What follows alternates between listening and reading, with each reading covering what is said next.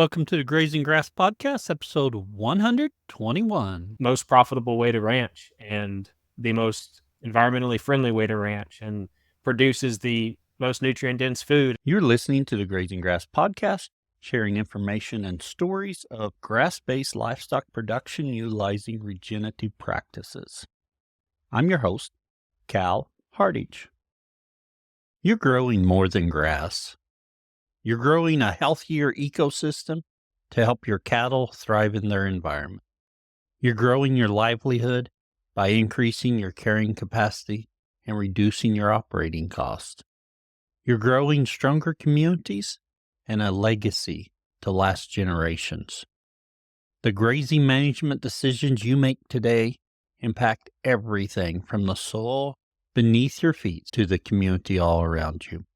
That's why the Noble Research Institute created their Essentials of Regenerative Grazing course to teach ranchers like you easy-to-follow techniques to quickly assess your forage production and infrastructure capacity in order to begin grazing more efficiently. Together, they can help you grow not only a healthier operation, but a legacy that lasts. Learn more on their website at noble.org/grazing. It's noble.org/grazing. On today's show, we have Hunter Lehman of Grazing Lands. Hunter was on the podcast about 11 months ago on episode 64. And Hunter made a big change, went to work for Grazing Lands. And we're going to talk about his journey in the last year and what they're doing at Grazing Lands. And then we'll dive into some genetics they're working towards on their ranch and wrap it up with the famous 4 questions. We did run into a few issues. For one, the tail end of my audio was cut off from the interview. So I've had to re-record some of it, which caused some problems. And the second thing is not really related to this particular episode, but my computer had fits today. Took way too long to edit this. It normally doesn't take me this long. Anyway, it's a really good episode, and I think you'll enjoy it. 10 seconds about my farm. I am doing something I don't like to do. I am clipping some pastures. I am mowing, brush hogging. I don't enjoy it, but I'm trying to keep some of the sericea, lespedeza, trying to knock it back and keep it from all going to seed this fall. And a couple of my pastures, one of them mainly where they reclaimed land, sericea was one of the main grasses they put in there. And it has responded wonderfully to my grazing management, which tells me I need to improve my grazing management. So I'm working on that, but I'm cutting that sericea down so that we don't have it going to seed. Not my favorite activity, because sometimes you've got to do some of these activities to get to where you want to be. 10 seconds about the podcast. I'd like to say thank you to Tom and Joe for becoming Grazing Grass Insiders. Appreciate that. Thank you for your support. Let's talk to Hunter. Hunter, we want to welcome you back to the Grazing Grass Podcast. We're excited you're here today. Thank you, Cal. I appreciate you having me back. It's been almost a year, but a lot's changed in that almost a year. We are excited to find out about that. And speaking of that, I looked it up. Last year, your episode was in July. So just about 11 months later, find out what's going on for you. When we left you last time, you were managing a hunting property and you were doing some grazing with Vince and going down that path. I believe you were still doing all stocker cows at that time. So tell us a little bit about how your journey's evolved and where you are now. Yeah, so we've left that place and moved a couple 100 miles north and east near Stockdale, Texas.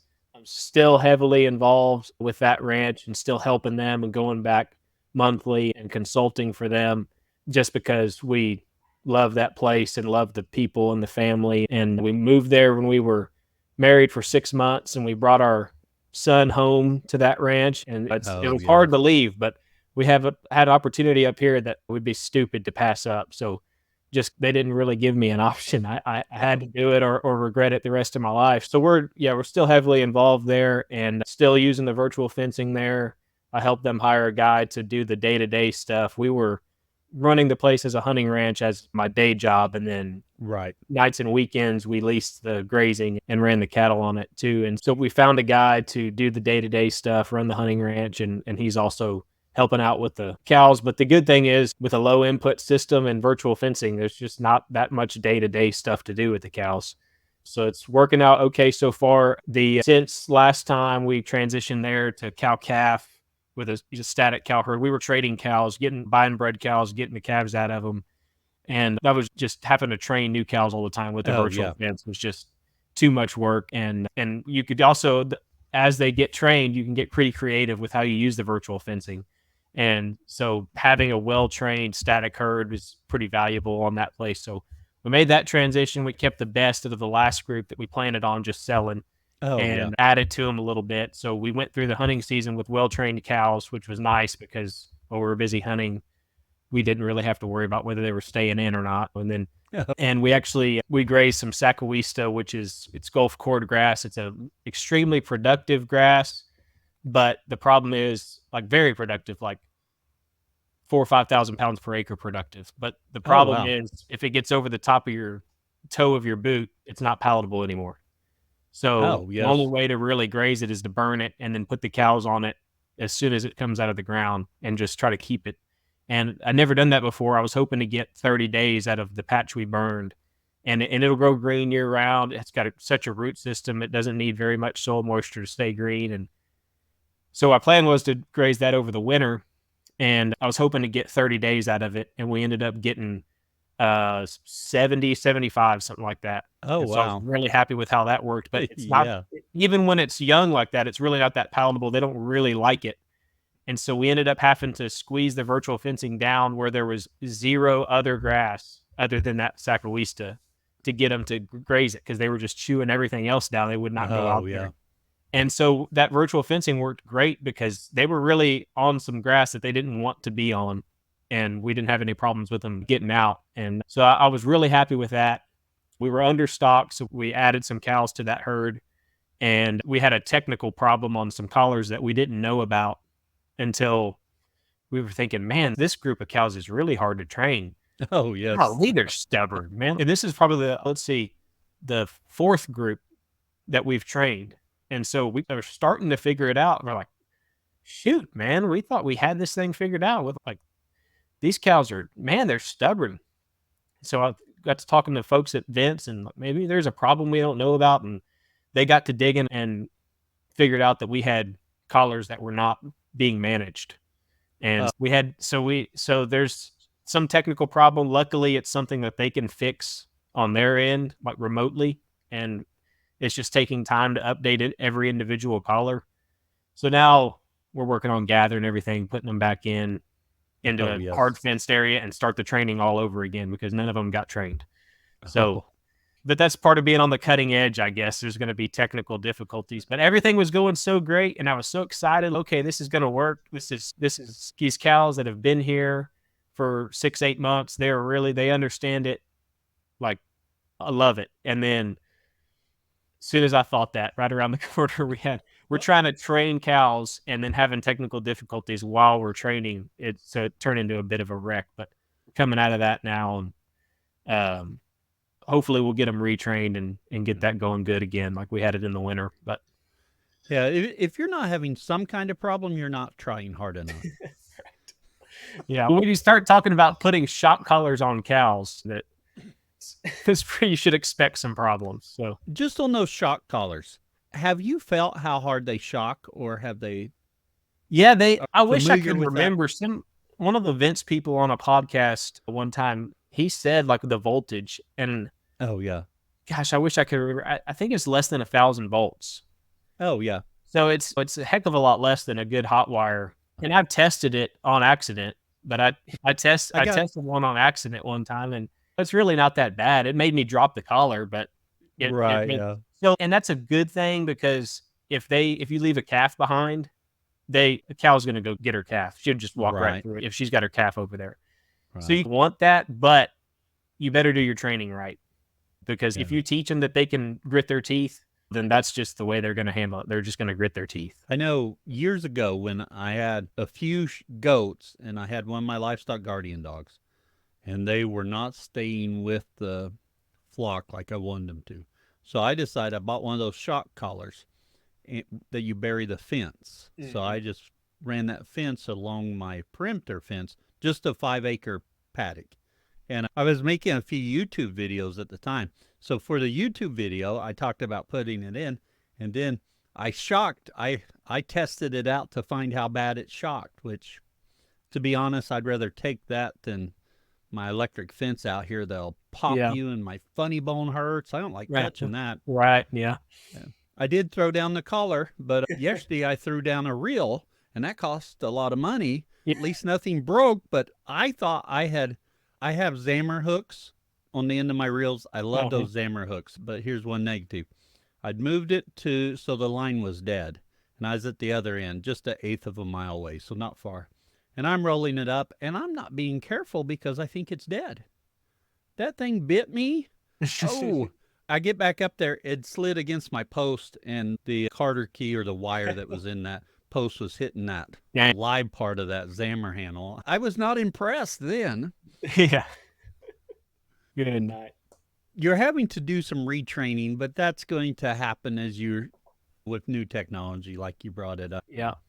So hopefully this second round of training with the collars working goes the way the last few rounds did, and we'll be rocking and rolling. If we have problems over the spring and summer, it's really not a big deal. But we better have our ducks in a row by hunting season, or we're going to have some issues. So. Yeah. We got until September to get everything lined out and working good, and cull the ones that are not going to work. So. Oh yeah. So you're still involved with that cow herd up there? Yes, sir. And, yeah. And still helping them with their wildlife management stuff, and pretty much managing that cow herd, with the exception of the day-to-day checking water and mineral, and when we move them, stuff. And I think you had mentioned before you had some cameras on some things. Being 2 hours away, are you able to get on camera and see them, or you using a heat map from the events? I assume. Yeah, I can see where every individual cow is on the virtual fence, and I can log into if they have the cameras on the waters, I can check water, but I don't ever do it because the guy that we lucked out and hired a really good manager to take my place, and so he does a good job, and he's there as the wildlife guy, but he knows a thing or two about a cow. He day works, so he's pretty handy, and I've gotten to know him over the last few months, and I trust him. So it's nice to have a good manager there that you can count on. Oh yeah, that helps me sleep at night. I don't have to worry about those cows at all. Oh, I'm sure. Yeah. But and you do have that peace of mind that you can get on there and see where they're located and stuff. That's pretty cool. We're going on a vacation in a couple of weeks, and of course there won't be any problems, but I'm just going to have to hope the cows stay in. Not that they wouldn't. Yeah. Having a heat map would be cool. Oh, yeah. Yeah. So, Hunter, tell us about your new position and what you're doing now. Yes, I'm running Grazing Lands now. Grazing Lands is owned by Soilworks Natural Capital, which is a fund that is investing in regenerative agriculture. That was started by a couple of guys who are kind of experts in building businesses in the software space, and they both, for different reasons, just found regenerative agriculture and just got passionate about it and went down the rabbit hole that we've all gone down, and read all the books and watched all the YouTube videos, and they're just convinced that this is the most profitable way to ranch and the most environmentally friendly way to ranch and produces the most nutrient dense food. And so they are zealots for it, but they're not ranchers. But what they do well is buy and grow businesses. And so their contribution to regenerative agriculture is to run these businesses really well. So they started acquiring some businesses within the regenerative agriculture space. So they own Pasture Map, they own Grassroots Carbon, They own Powerflex Fence. They own Range Ward, they have the Razor Grazer. And then they own Grazing Lands, which is the ranching business in the fund. So we right now just have cattle, but any ruminant is possible, I guess, for us. Who knows where it leads? But right now we just cow calf on all leased land. And so I'm running that. So left the deer hunting industry behind and doing just what I love. But in Texas, getting away from hunting in big city deer hunters is never going to happen. So having that background and knowing how to handle those guys and those relationships and knowing how to graze places where recreation is the priority is going to be valuable for us as we expand. But right now we lease the grazing rights on Pajarito Ranch, which is in Pandora, Texas, between Stockdale and Nixon. And then there's other the landowner leases the hunting rights out to somebody else. So we share the ranch with hunters. So it's very similar to where it came from, except it rains a lot more. There's cool season grasses. I've never seen any cool season grasses before, and which was awesome. I had so much fun learning about that this year, but I screwed up like 1,000 acres. I just totally let go to waste. And right now it looks like it's August to me out here because all those cool season annuals have died. And the warm seasons are coming, but they're hiding underneath all those dead cool seasons. And I'm like, man, if I'd have known what I was doing, we would have been moving a heck of a lot faster, and we would have got in here and done something with this cool season forward. I'm learning a lot, but really excited to be at Grazing Lands and have the potential to make an impact. Just being in cattle all day, every day, instead of nights and weekends is awesome for me. But we have a big mission, and we want to facilitate regenerative agriculture being the status quo in America. And that's a pretty daunting task because paradigms are hard to change.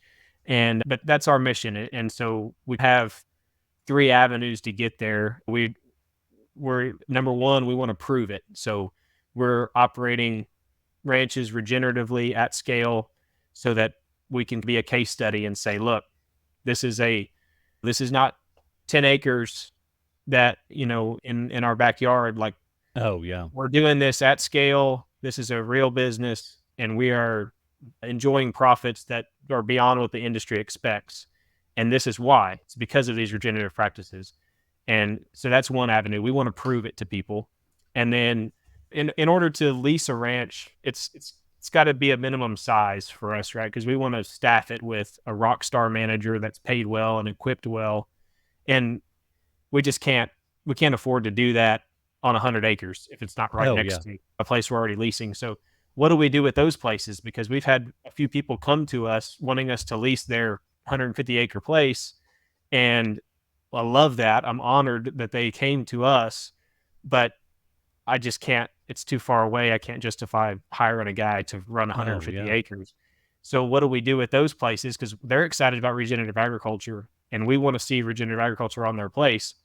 So that led us to consulting. So if we can't operate it ourselves, we still want you to have these practices on your place. So if it's not big enough for us to justify staffing with a full-time guy, we're still going to help. And we're a for-profit business, so we're not doing it for free. But we don't want to turn anybody away that's fired up about regenerative agriculture. And then the last thing is, if we're successful in that, there's going to be a big need for the genetics that work into that type of management regime.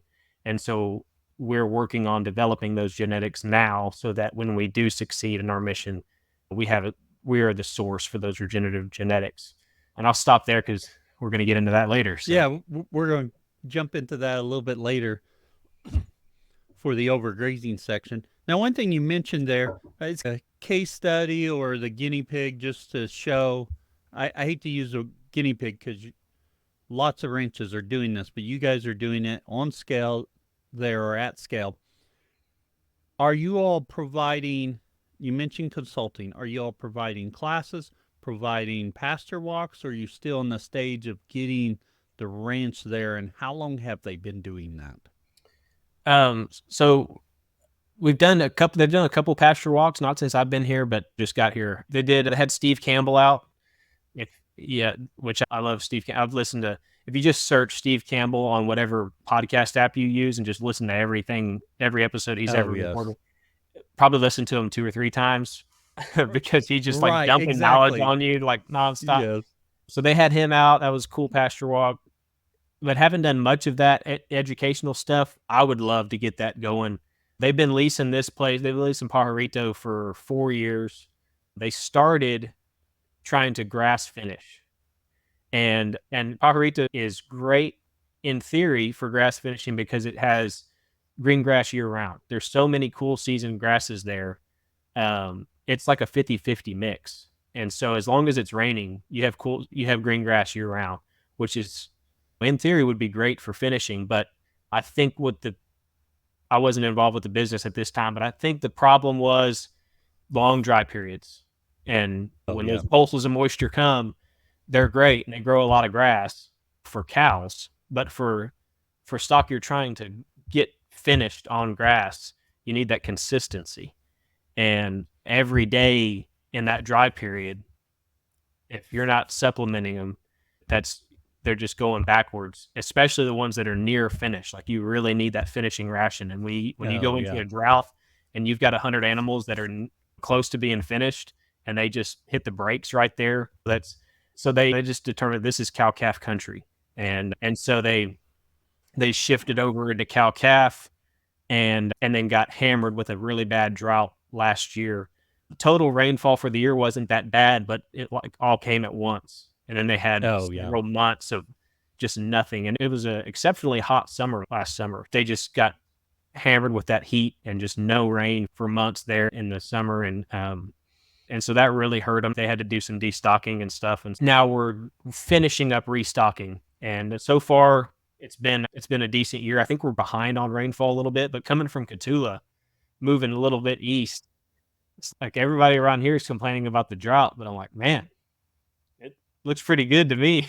So it's all perspective. But at a certain point in there, I don't know exactly. I should pull up a map of Texas, see exactly where you are. But you go 2 miles. Sorry, you go 2 hours west of me. It starts getting pretty dry there. It's a different world pretty quickly. Right. Yeah, and really, this is cow country. Between Austin and San Antonio and Houston, that is cattle country. And we're grazing cows in goat country down there in Cotulla. Yeah. And so it's a totally different ball game for me now, managing a totally different environment. And you mentioned earlier about some cool seasons that maybe could have been managed a little bit better, but you'll get there. Have you found some other challenges in moving to that lot more rainfall area? Not yet. Thing that you never have to worry about foot rot, and you almost don't have to worry about insects in Cotulla. When it rains, will show up, but you go through these long dry periods, and a mosquito can't find a place to live there. There's nothing, and the flies are really not bad when it's hot. I thought about maybe there's some problems that almost everybody has that I've been ranching on the edge of the desert that I haven't had to deal with. But the guys that were before me at Grazing Lands did a great job of selecting the right cows. And so I've just lucked out. I started with a cow herd that is just really well adapted, and they've never had any dewormer or any fly treatment or anything like that. And they just make a living. And it was trying to create those cows, I imagine, would be a nightmare. And getting to start with those kind of cows that just have that parasite insect resistance built into them, the game changer. So I imagine there would be some, if I brought the cows with me or something, I imagine I would have some trouble. These cows, though, they are thrifty. They are tough as nails. And like I said, they came through the drought, raised a calf, and got bred last year. Some pretty harsh conditions. So the ones that got to stay, there's some pretty dang good cows. Yeah, isn't that saying you can't move cows south and east? You want to move them west and north? Right. Yeah. Yeah. I know I did get some northern cows down here a couple of years ago, and I have 0 of them still in the herd. It's hard to make a generalization. I've heard that generalization. I can't make it on the small numbers I'm working with, but it did hold true there. Yeah. Yeah, to an extent, hardy is hardy, but there is some stuff there. If that cow family for generations has never had to deal with a parasite load. And now all of a sudden there's a huge parasite load. I could see that being a problem. San Pedro Ranch is in Carrizo Springs, which is west of us when we were in Catula. I know the manager there. They're very low input beef master operation and follow the Lassiter principles pretty closely. And they send a lot of bulls to Florida. And this is like very dry South Texas brush country. And they send bulls to Florida and have been sending bulls to Florida like by the pot load. Working. And they must be working because they're sending them to the same ranches. They keep buying them. So, and so those bulls are doing it. They are as low input gets, and they do a really good job of not propping anything up. And sometimes hardy is hardy, but right. Yeah. But so far, I've lucked out just by inheriting a really good hardy cow herd that's adapted to that environment already. And those Lassiter principles, if they're following them closely, they're getting rid of all the lemons. They're keeping all the good stuff. Yeah. Right. Yeah. So you mentioned cow-calf there. Are you all doing any stockers, or is it all cow-calf? Not right now. Not right now. We were understocked intentionally, and that decision was made before I got here. But I would have done the exact same thing. I think that was a great decision. And then those rains came early in the year, and so we've been getting back up to normal stocking rate. As the place sits right now, it's probably a 300 cow ranch. There's some opportunity for some brush work that the landowner and the hunters are all on board with that can really jump that stocking rate up. It's a pretty brushy place, especially for this area. There's a lot of pasture in this area, so there's a lot of potential there for us to get that stocking rate up. But I stocked all the way down to 200 cows. So we were significantly understocked. So we're stocking back up. I think our plan, at least for now, is to be slightly understocked on our main cow herd that we're proud of and that we're developing genetics with, and then stock around that with whatever the market wants us to stock with. So we've been buying some undervalued cows, undervalued from a sell buy perspective, and so I think it's very valuable to have the core herd be less than your stocking rate or your carrying capacity. If you're stocked to the gills with cows you love and you're proud of, human nature will not allow you to make the call when you need to make the call. I agree. Yeah. And then if you're trying to get to that stocking rate, it's a lot easier to start making exceptions for cows that you have no business making exceptions for. And so by keeping the main cow herd, our primary enterprise, significantly less than the total stocking rate or carrying capacity for the ranch, and then stocking up to carrying capacity with something short term and something that is undervalued in the market. So that's the plan going forward, at least for now. But I'm known for wadding up a plan and throwing it in the trash, starting all the way. But you've got to make those plans so you have the ability to wad it up and throw it away. Right. Just that planning's beneficial. Absolutely. Going forward. Yeah. Now, at the other ranch, you're using virtual fence. Are you using virtual fence here, or are you doing some poly wire? How are you managing your cows there? Yeah, poly wire, and a lot of it. With the brush, we can get some pretty nice densities on certain pastures.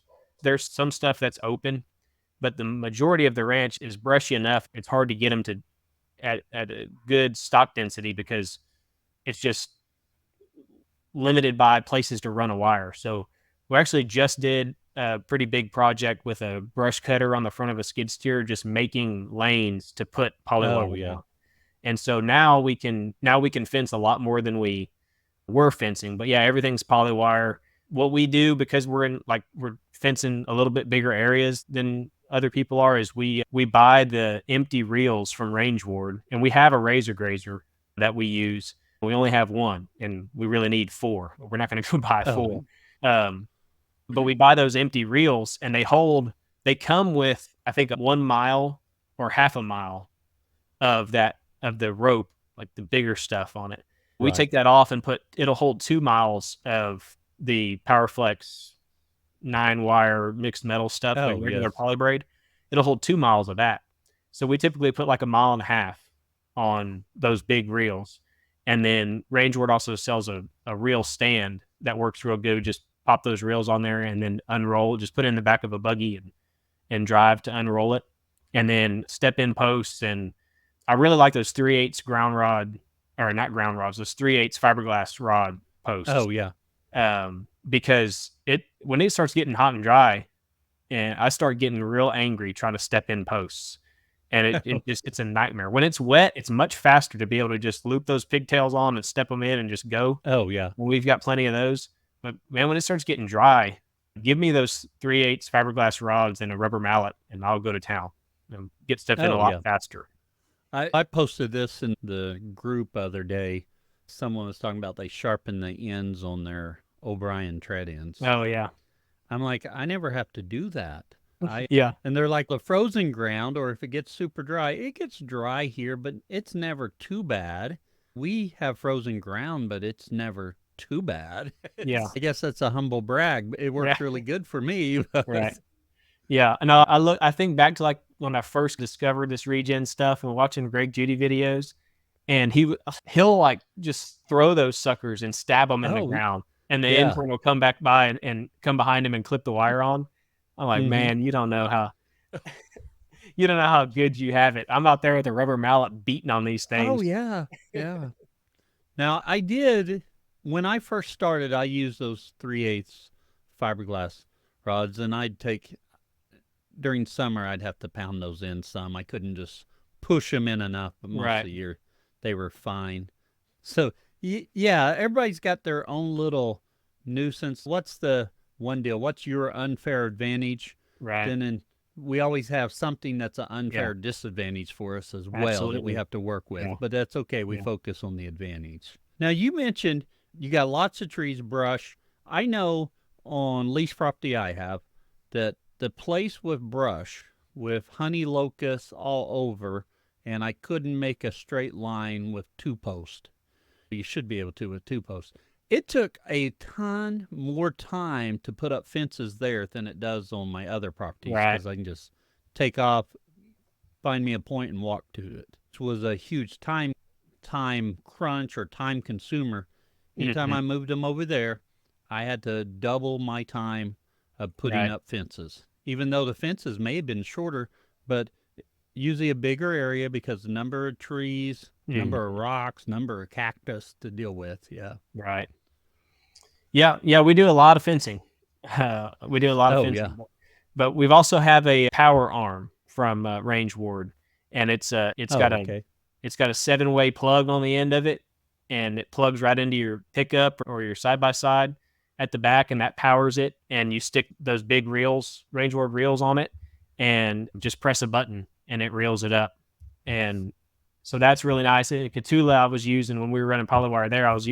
I had rigged up a little deal where I could use a drill for reeling with those long deals, but I was burning up drills left and right doing that. Oh, yeah. And so it's really nice to have this power arm to reel up those long stretches. And then now that we've done the project to add those lanes, now the program is we run a long stretch and then we can cut off of it with half-mile reels. So Gallagher makes they're 3-to-1 geared reels, but they're the mega size or whatever, but they hold a half-mile instead of a quarter-mile. Oh, yeah. And we don't get to run a quarter-mile at a time very often. I think we only have 2 quarter-mile reels on the place.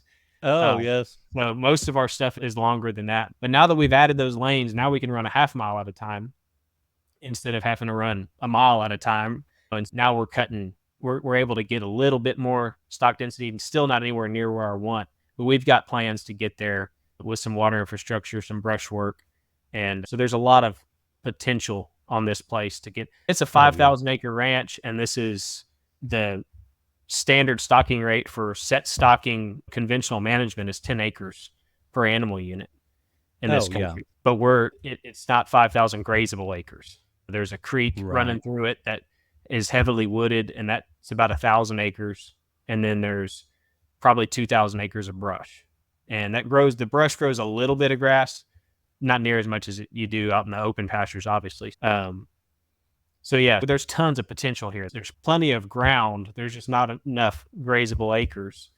But we've got plans. We've got plans to mitigate that, and so we've got a lot of room for growth just on this place. And then, if we can add other places to it, then we're really cooking. And you mentioned earlier, Grazing Lands is actively looking for ranches to lease and manage regeneratively in a sustainable way. Yeah, we want it would be our long-term goal is our number one thing is we want to prove it to people. We want to have a place to take ranchers who are considering a change and show them our numbers, show them the ranch, show them the cows, and say it's undeniable. Look at it. Oh, And so yeah. to be able to do that in multiple environments would be great because everybody's always going to say, yeah, but that won't work here. Yeah, Oh, it rains yes. more over there, or it doesn't rain as much. It's always a reason why it won't work on my place. Right. Yeah, so that's our goal is to apply these regenerative principles at scale on multiple different places and prove it works. And because we believe it, not because we read a couple books, but because we've done it. I made the change in Cotulla. I saw the results. The one of the board members, he doesn't ranch, but he owns a ranch, and he's seen it. Those practices work for him on his own property, and the founders of Grazing Lands, they saw it work on their own property. So we're going into this not wondering if it's going to work. We know for a fact it's going to work. We just have to prove it to everybody else and to all the conventional managers. And something that kind of wears me out in the regenerative community is we approach conventional managers, we demonize them. Like, we talk to them about how their soil's blowing away, or it's washing away, or you're doing such a terrible job, or you're killing your dung beetles, and we just beat them up, tell them they're doing it wrong. And you're never gonna convince anybody that way. Tell them they're gonna make more money. That's how you.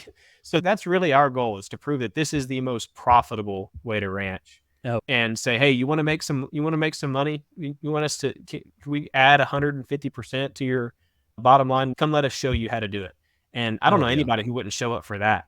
If you start talking to them about soil microbes and mycorrhizal fungi and dung beetles, their eyes might glaze over. But if you start talking to them about their bank account, I think you got their attention. So let's stop demonizing conventional managers and telling them how terrible they are at what they've given their whole life to, and let's help them make more money. And so that's our approach to it, is we're going to go prove it, and we're going to document every step of the way and all of our failures and successes. And then when we feel like we've got a pretty dang good case, we will have something to show to people. And yeah, like I said, I don't know anybody who wouldn't show up to make more money. So. And but you also touch on that other point that's so important. We demonize those conventional farmers, saying you're doing it wrong. We don't fully know their context. That's the best they're doing. I spent a number of years in a classroom, and you'd get these teachers who would yell. And I'm like, don't yell. But what I came to realize, that's what they had in their toolbox. So education for these managers, so they understand some other ways and realize that when it gets too stressful, they're going to go back to what they know. We can get them to take those steps and not tell them they're doing everything wrong. If someone came and told me I'm doing everything wrong, first off, I'd have to admit, yeah, you're probably right, but I'm not going to listen very good. Yeah. Well, your humility is probably why you've been willing to accept a new method. But yeah, I agree. Like Dave Pratt is fond of saying everybody's doing the best they can, given the situation they're in, the stresses they're feeling, or their background. Nobody's trying to screw their place up. Yes. And so to just attack those people, it's not going to get us anywhere. But yes, we're gonna prove it, and then we're gonna show it to them, and then all along the way, anybody who is ready to go and fired up about it, we'll help them get started. And I talked to a lady the other day that's just real jazzed up about regenerative agriculture, and she's ready to go. She's fired up. She's ready to go buy a bunch of fence and buy a bunch of water line and put it in. And she's like, I don't even know where to start. I believe in this. I know that this, but like, where the heck do I put the first fence post? And so that's something we have made all those mistakes before. And so there's no reason for her to make them. We can save her a heck of a lot of time. So yeah, so while we're proving it, we'll help anybody we can along the way. And yeah, it's really fulfilling to me. Like I said, we're not doing it for free. But it's a really fulfilling part of the job for me to see those places, because those small places, those are places that like, that's their pride and joy. They might have Oh, worked their yeah. whole life to save up a nest egg to buy that place, or that was Yeah. granddad's place or something like that. That is their pride and joy. And so it's when they get fired up and they're convinced and they're ready to rock and roll, those are some fun people to work with. So Oh, yeah, I imagine so. that's been really fulfilling. I think, Hunter, some exciting things going on there for you at Grazing Lands, and excited for your opportunity there and to see how it continues. But it's time for us to transition to our overgrazing section, or the severe grazing section, as we're fond of calling it sometimes now. Yeah. And for today, we're going to talk about your genetics program, because you alluded to it a few times that, hey, we've got to get cows that'll work in this environment, that will function here. Can you just take off from there and tell us about what you're doing, your goal with your genetics, and what you're using to get there? Yeah. So the baseline of it all is something I've heard repeated a lot. It's form follows function. And so we don't care about horns. We're using all polled bulls, so I guess that'll take care of itself. But we've got cows with horns. We've got cows of every color. Does she raise a calf, an acceptable calf? Does she breed back on time? Does she stay in condition? And does she do all of that without being propped up? And so that's the basis of it all. And so how we get there. Lassiter's principles. Right, exactly. I've enjoyed listening to your Lassiter episodes, and yeah, and as input costs get out of control, we're pretty convinced that eventually convincing people to come to the regenerative side is not really going to be all that hard. I don't know if that's going to happen in my lifetime, but at some point, there's going to be the only way to make money. And we might be there now, honestly. We've record high prices, and there's people that are still going to lose money in the cattle business. So as those input costs continue to get out of control, the only way to make money is going to be to pull the rug out from underneath them and see what makes it. Now, again, I'm extremely lucky that the guys that came before me did a great job of selecting the right cow, and I'm starting from a great base. The cow herd is probably half beef masters. They were actually bought as heifers off of one ranch, and to be in the grass finishing program. And they were on the ranch when they decided to go to cow calf, and they're ready to breed. Like, they're doing pretty good here. Let's turn a bull out on them. And they're 3-year-olds now, with their second calf at their side, and they're rock stars. I love them. And then the rest of them are there's blacks and reds and mottled faces and all kinds of stuff. It's just what came through the crucible that was last year on those cows and did well is still there.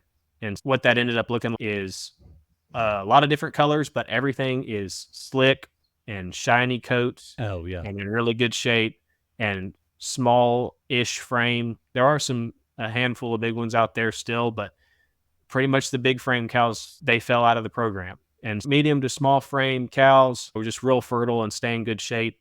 And so now, where do we go from here? I think we're starting from a great place.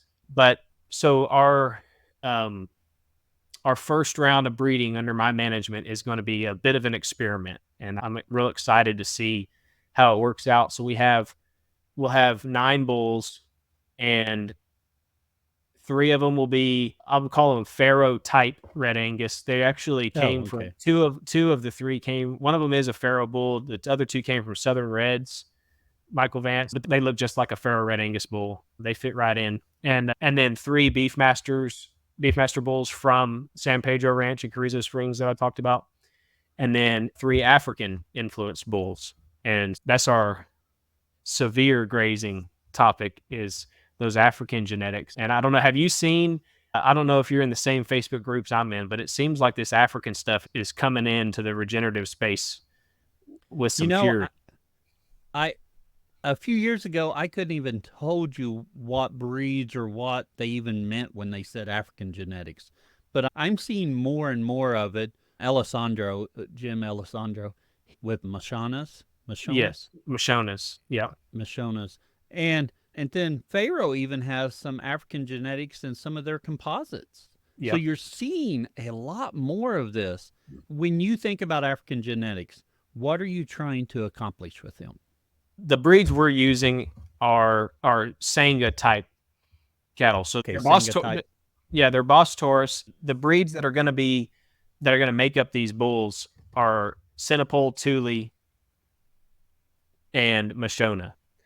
And I went to Texas A&M Kingsville, and there's a genetics professor there. His name's Stephen Lukefar. And Cal, I know you love genetics. You ought to look up Lukefar Ranch, and you could make a book out of his website. Oh, yes. I think that name looks very familiar to me. I'll have to look it up. I can't place it right now, but it looks very familiar to me. Yeah. So yeah, I don't know what his IQ is, but I don't see how he could be. I think he's blown past genius.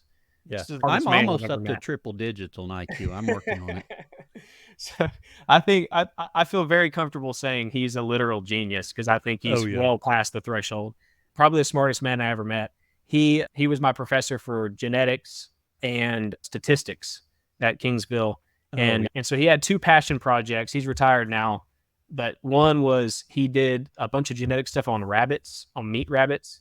And he he does he's the one who started TMUC, the Texas A&M Kingsville line of New Zealand's, and they're very heat tolerant. And then he also developed a composite breed rather than the New Zealand line. Yeah. Sorry, I also know too much about meat rabbits. Go ahead, Hunter. Okay. So you're filling in some blanks for me. I couldn't have told you what they were called, so I'm glad you knew that. Yeah. So he's just a wonderful man. His whole goal in that was to take those rabbits to third world countries, because that is like the most efficient protein meat to especially being able to raise in an urban environment really cheaply and efficiently. And so he went to some third world, I don't know which ones, but he took rabbits to some and taught farmers how to raise these rabbits. And so that's a super cool deal there. But then he also had a lease place right outside of town in Kingsville, and he developed a cattle breed there. And he calls them Stars, South Texas Angus Red. And okay. So I've heard of Stars. I'm familiar with him because of his work with rabbits, because I did have some meat rabbits. Currently, I don't. I'm actually looking for some more TMUCs. I just need them closer, and that's what I call them, TAMUK. I'm not sure what everyone else calls them. I have an Okie accent and can't pronounce words, so that's what I call them. But I haven't found any I like real close to me yet, but I'm looking for a few, like I need something else. Yeah. But I've heard of the Star Composite. I didn't realize it was the same gentleman that was involved with the meat rabbits. Yeah, same genius. And so all of our problems, genetic stuff that we had to work out in class was on his cattle. And so I was pretty familiar with him. And so when we started breeding cows in Cotulla, I started with a Star bull there. And I tell you what I'll do before this comes out, I'll take some pictures. We have our first calves on the ground out of them. And and first ones that we're keeping all the way to, we sold some as pairs, and man, they look good. They are they came out of the cow, slick, shiny, oily coat, and just beautiful looking animals. And so I'll put some pictures on our Facebook page, but on the Lehman and Cattle page. But so was really happy with the Star genetics there. And so there's a ranch that I sourced that bull from they bought him as a yearling from Dr. Lukefar, and they're in Cotulla. And so they happen to have, let's go back to the Stars. South Texas Angus Red is made up of Sinopol, a third Sinopol, a third Thule, and a third Red Angus. And the goal was to make a hardy sub-breed that will do everything a Bos Indicus cross would do without the Bos Indicus problems. And that was his goal. And these African breeds, the Sinopol came from Ndama cattle that were developed on the St. Croix Island. So they came from Africa, but then they spent 500 years being developed at St. Croix Island. So they washy grass, parasite load, insect resistance, all that stuff.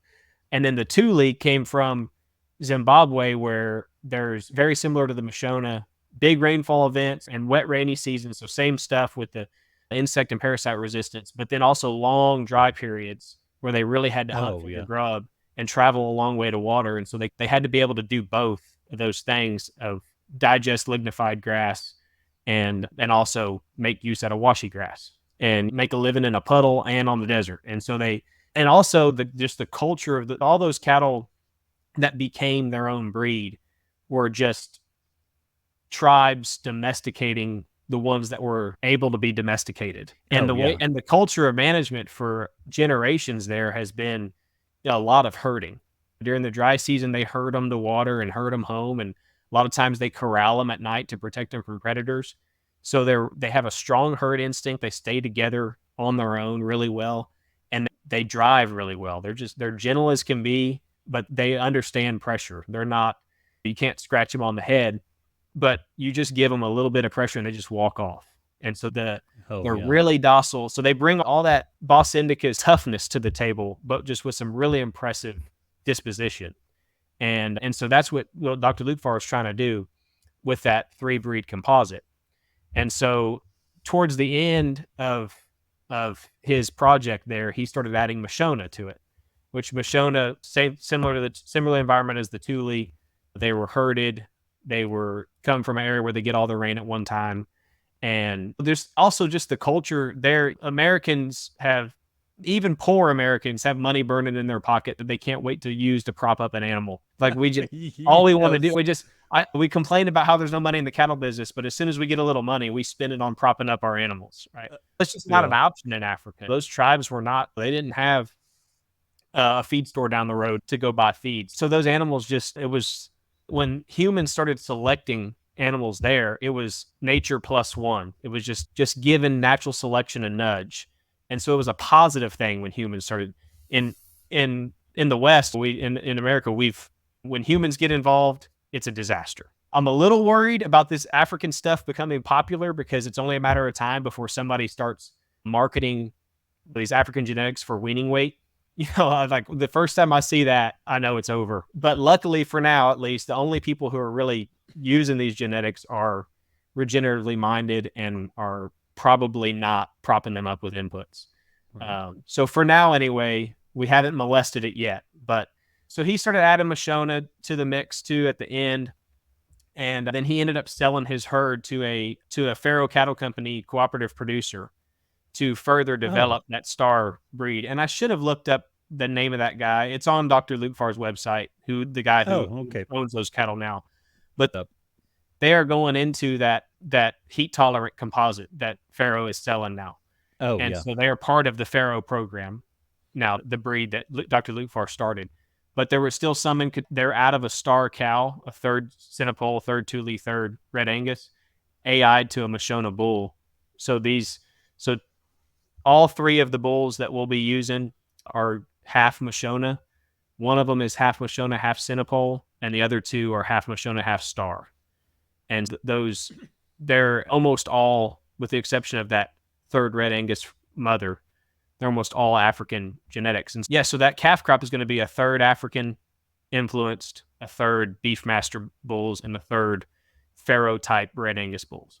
And it'll be really interesting to see the difference there. And then, like I said, form follows function. Like this African stuff, it's interesting, it's different, and in theory, but at the end of the day, whatever produces the best calves is what the program is gonna be. And so we're going to stumble on some combination of all these genes, and if we continue to use good bulls and continue to not prop up the cow herd, 10 years from now, we will have something that we're really proud of. So this little calf crop we're having next year will be a very cool experiment, and that'll answer a lot of questions for us. And we're just going to go where it leads us. And to be honest, I hope that when we look at that calf crop, we say, holy smokes, look at those African influenced calves. That is the way to go. We're rocking and rolling. But there's been some people concerned with carcass traits. If you go to there's an American Mashona website, and they've done some studies. They've done some, and the half bloods seem to do really well. I think the full bloods, they tried to grass finish them or something. Didn't grade that well, but they had some half Angus Mashonas that just absolutely kicked the tail of the full Angus calves in the feedlot. And they're not really feedlot genetics. I think they're just efficient. So I don't know. I think the jury's still out. There's a lot of people who'll give you a lot of negative thoughts on these Mashonas or any African stuff really. But what makes the cow calf guy money is weaning a calf without any inputs. It's not, if we have to sacrifice some weaning weight to get breed up and successfully wean calves, that's what's going to make the cow calf guy money.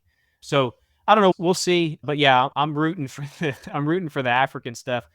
And then maybe it's a cross. Maybe it's probably not going to be a herd of nothing but African cattle. It's probably going to be some composite, because think about the hybrid vigor of a composite like a Beefmaster and then a composite like a Star, where you have those genetic, like that has to be the maximum hybrid vigor that you could possibly produce right there. And yeah, I'm just excited to see it. It's going to be a cool experiment. And I think there's obviously the hardiness is cool, but what really excites me about it is just the culture that they come, the management that they come from. This is not just in granddad's management. This is all the way back to when they were domesticated out of wild cattle. And the rug has been they didn't pull the rug out. There never was a rug. And so they've never been propped up. And I think that's what draws people to like Corrientes and stuff. I know you got some Corrientes, is that there's a little bit of that native hardiness left in them. They haven't been totally molested by man's influence and our just strange desire to want to just spend money on cattle. And so there's a lot that excites me about the African genetics, but the number one thing for me is the culture that they were developed in is a culture that produces docility and hardiness. And otherwise they died. We'll keep some heifers and then we'll really start having fun then when we start breeding back those heifers. So that's a wonderful and interesting discussion about genetics, Hunter. And it'll be interesting to see how that program goes, how it evolves for you. Be interested in those updates. However, it is time we transition to our famous 4 questions, sponsored by Ken Cove Farm Fence. Ken Cove Farm Fence is a proud supporter of the Grazing Grass podcast and grazers everywhere. At Ken Cove Farm Fence, they believe there is true value within the community of grazers and land stewards. The results that follow proper management and monitoring can change the very world around us. That's why Ken Cove is dedicated to providing an ever-expanding line of grazing products to make your chores easier and your land more abundant. Whether you're growing your own food on the homestead or grazing on thousands of acres, Ken Cove has everything you need to do it well. From reels to tumblewheels, polytwine to electric nets, water valves to water troughs, you'll find what you're looking for at Ken Cove.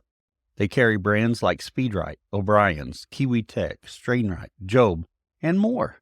Ken Cove is proud to be part of your regenerative journey. Call them today or visit kencove.com, and be sure to follow them on social media and subscribe to the Ken Cove YouTube channel at Ken Cove Farm Fence for helpful how-to videos and new product releases.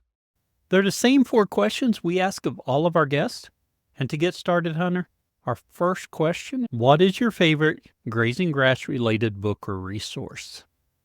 Last time I said Man, Cattle, and Veld, and that still has a big influence on all aspects of management, and especially the African genetics stuff, because there's a lot he writes a lot about breeding and in the cattle sections. But I'm going to say I think I have one for you that nobody said before, Dick Richardson. I'm bringing him up because he's had a big influence recently on me, and we developed our grazing plan at Pajarito around Dick Richardson's grazing strategy. And it's really interesting. We could do a whole podcast just on this grazing method. But to keep it short, he gives you a system to follow, which satisfies the human mind. We want a prescription, but you can't manage nature with a prescription. But built into his prescription is the adaptability and variability that's required to manage nature well. And it's beautiful. I love it. We're not doing it perfectly because there's just contextual challenges, but we are Dick Richardson adjacent. And so he's had and unfortunately he doesn't have a ton of stuff out there, but if you look up Dick Richardson Grazing Naturally, is what he calls his business. On YouTube, there's a couple of YouTube videos. He's a great speaker. He's fun to listen to. He's funny. And yeah, look him up. Everybody ought to look him up. He's great. Wonderful. I'm not familiar with Dick Richardson's grazing strategy, so I'll have to look that up and take a gander at it. Hunter, our second question, what is your favorite tool for the farm? Here lately at Grazing Lands, it's been a horse. And I know that might be uncommon in the regenerative world, but we've been calving and trying to move frequently in brushy paddocks. And there's a lot of, as I'm sure and all of your listeners probably know, there's a lot of problems and wrecks that can happen when you're trying to move pairs frequently, especially in pastures that you can't see. You can't just look across and check, right? Even when you can, sometimes you have problems. And so we've tried to graze a little bit more severely so that when we move them, they want to move. That way we can leave a gate open and they can go back to get a calf and they want to get back out of there when they go back to get their calf. And that's helped. But calling them in the front and having a horse in the back is the only reason that we have a herd that's still together and not spread out all over the damn ranch. It's been so valuable. And really, I think I did it initially just for fun. I just wanted to be horseback. And golly, getting those stragglers up, especially with smaller calves that don't really want to get up, getting them up and getting them to the herd and getting them all moved, it saved our bacon this year. And then also these cows there are, like I've said multiple times, I really love them. They're really thrifty, but they're not super gentle. That's another reason why I'm excited about these docile bulls is to get that maybe in that next cross. They're gentle out in the pasture. You can ride right by them. You can almost touch them. But when you get them in a pen, they want to trot everywhere with their head up. And we started working them horseback and everything got quieter. Everything got calmer. They just like to be worked horseback. And you get off and start walking around on foot in close quarters with them, it starts to get a little stressful. So yeah, having a horse on the place and getting to do some horseback stuff has really helped us out. Excellent. Now for my cows, someone showed up on a horse, they'd probably be trotting around with their heads held high. I do enjoy riding a horse, but we sold our horses a few years ago because they weren't providing anything to our bottom line. Some days I do think maybe I need a horse. Anyway, our third question, what would you tell someone just getting started? I had a potential intern ask me this question recently, and I'll answer it from the perspective of somebody just getting out of school. I think when I got out of school, I was chomping at the bit to get married, and it was the best decision I ever made in my life. But if you're not planning a wedding when you get out of school, then go and travel and work and go work at a dairy, go work at a feedlot, go work in the East where it rains a whole bunch and you got fescue problems, and then go work in the West where it never rains and you're in big country, and try to get as 4 or 5 different places in 4 or 5 years that are all very different. And at some point during that deal, you're going to find something that you say, holy cow, I love this. And and then go do that. But do it before you have kids, because once you have kids, that stability is so attractive, and you just won't do it. You just won't go take risks because you have bigger responsibilities. And so I think fresh out of, whether it's high school or college, I think you can learn more doing that right out of high school than your friends are learning in college. But yeah, I would say go do a bunch of internships. Ranches are always hiring. And yeah, go travel and go do a lot of different things. So go and go get those experiences and expose yourself, and you will learn a ton doing that. I think you'll blow your college education out of the water going and working. Excellent advice.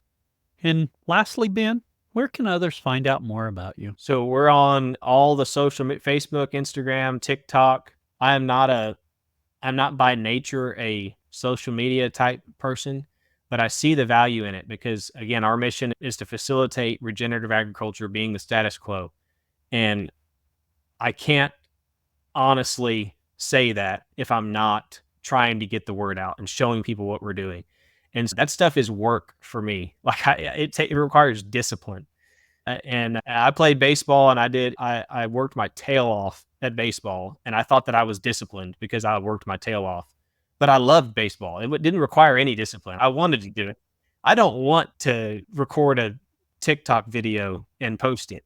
That is work, but I'm getting better at it. And somebody gave me some good advice. A videographer for PowerFlex that came out told me, he was like, you need to get a TikTok. You need to post every day. And I said, every day? And he said, it's 1 minute. 8-year-olds do it.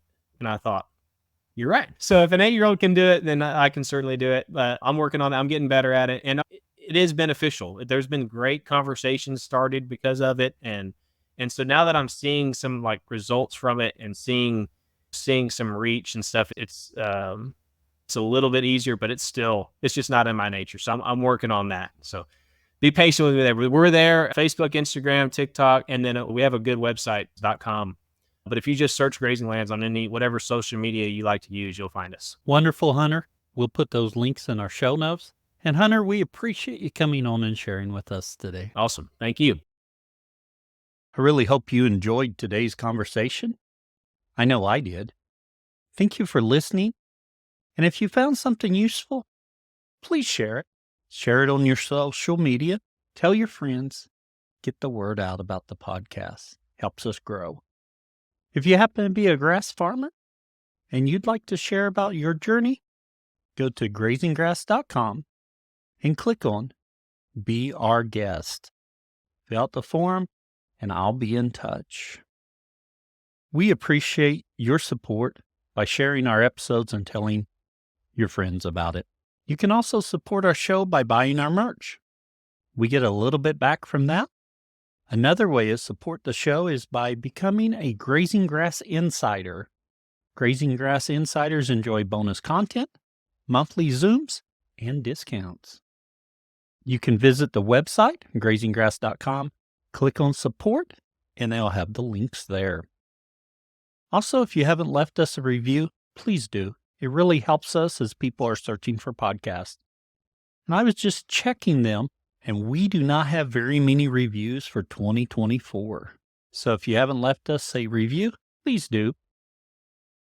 And until next time, keep on grazing grass.